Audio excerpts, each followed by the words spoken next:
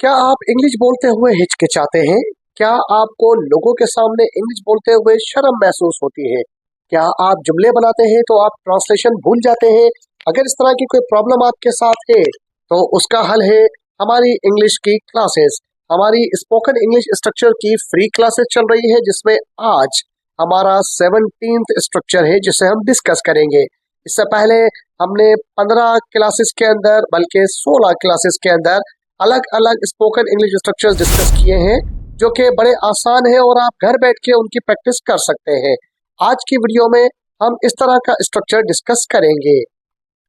फिलहाल आइए इस काम पर तवज्जो देते हैं।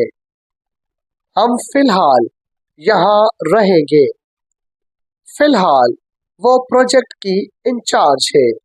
इस तरह के जुमले हम अक्सर अपनी गुफ्तगू में इस्तेमाल करते हैं जिसमें फिलहाल का वर्ड आता है। अगर ये स्ट्रक्चर आप भी अपनी गुफ्तगू में इस्तेमाल कर रहे हैं तो उनकी ट्रांसलेशन कैसे करेंगे, आइए आज की वीडियो में सीखते हैं।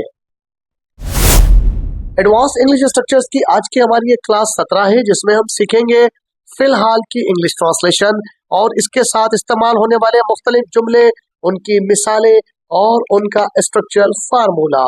इस तरह के वर्ड की इंग्लिश ट्रांसलेशन के लिए हम इस्तेमाल करते हैं इंग्लिश में फॉर द टाइम बीइंग का phrase. For the time being का मतलब फिलहाल या इस वक्त तक मीनिंग में आता है। चलिए इसके कुछ जुमले बनाकर प्रैक्टिस करके देखते हैं। अब इन जुमलों को इंग्लिश में बोले।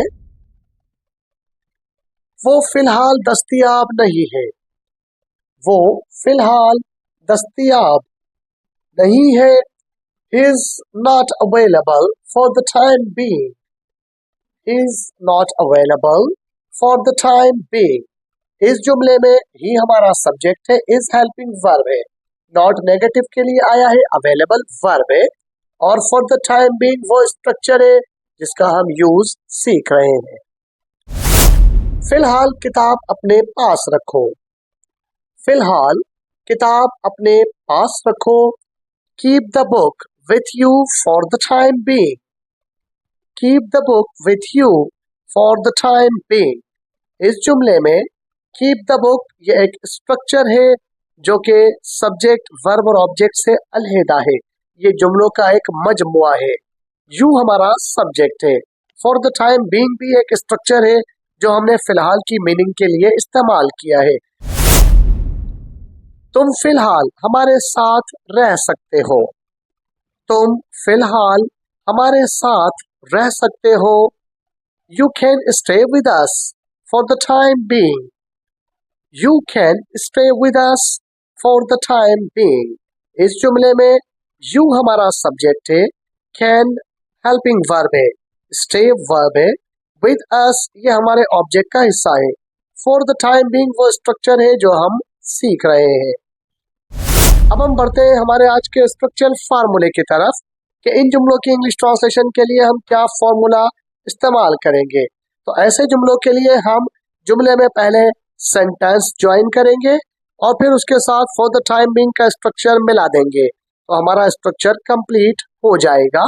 For example, let's not make any changes for the time being. इस जुमले में let's not make any changes ये पूरा एक सेंटेंस है जिसमें लेट्स हमें हुक्म देने के लिए या मशवरे के लिए कहा गया है, नॉट नेगेटिव के लिए है, मेक वर्ब है, एनी चेंजेस इस जुमले में ऑब्जेक्ट है। तो ये एक पूरा सेंटेंस है, let's not make any changes, और फॉर द टाइम बीइंग हमारा बकाया स्ट्रक्चर है।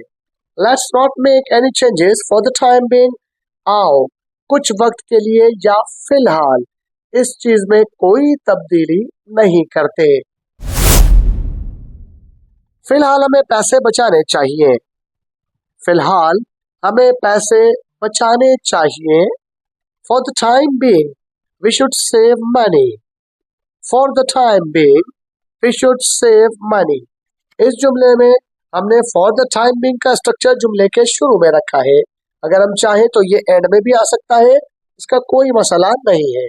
बकाया हिस्सा पूरा सेंटेंस है, we should save the money, जिसमें we subject, should helping verb, save verb और मनी ऑब्जेक्ट है। वो फिलहाल सूरत हाल को संभाल रहा है। वो फिलहाल सूरत हाल को संभाल रहा है। He is handling the situation for the time being. He is handling the situation for the time being. इस जुमले में he सब्जेक्ट है, is हेल्पिंग वर्ब है, handling वर्ब के साथ ing है, situation ऑब्जेक्ट है, for the time being हमारा स्ट्रक्चर है। अब हम बढ़ते हैं हमारी आज की एक्सरसाइज की तरफ। आज जो हमने स्ट्रक्चर सीखा है वो है फॉर द टाइम बीइंग का और एडवांस इंग्लिश स्ट्रक्चर की आज की हमारी क्लास 17 है। आज के लिए जो हमने सीखा है इसको घर बैठ के प्रैक्टिस कीजिए, जुमले बनाइए, दोस्तों से ये जुमले अपनी गुफ्तगू में इस्तेमाल कीजिए ताकि स्ट्रक्चर विल बी आप स्ट्रक्चर के लिए रेडी हो जाए। You will be able to speak fluently without any hesitation and without any problem and whatever sentence you think you can translate easily in your own mind. तो आज की exercise ये है। फिलहाल आइए इस काम पर तवज्जो देते हैं। हम फिलहाल यहाँ रहेंगे। फिलहाल वो प्रोजेक्ट की इंचार्ज है। इन जुमलों की इंग्लिश ट्रांसलेशन आप मुझे घर बैठ के बनाइएगा और कमेंट बॉक्स में बताइएगा। घर बैठे हो फ्री में इंग्लिश सीखने के लिए हमारे चैनल को सब्सक्राइब कर लीजिए, वीडियो को लाइक करके दोस्तों में शेयर कर दीजिए। मिलते हैं अगली वीडियो में। टिल देन अल्लाह हाफिज।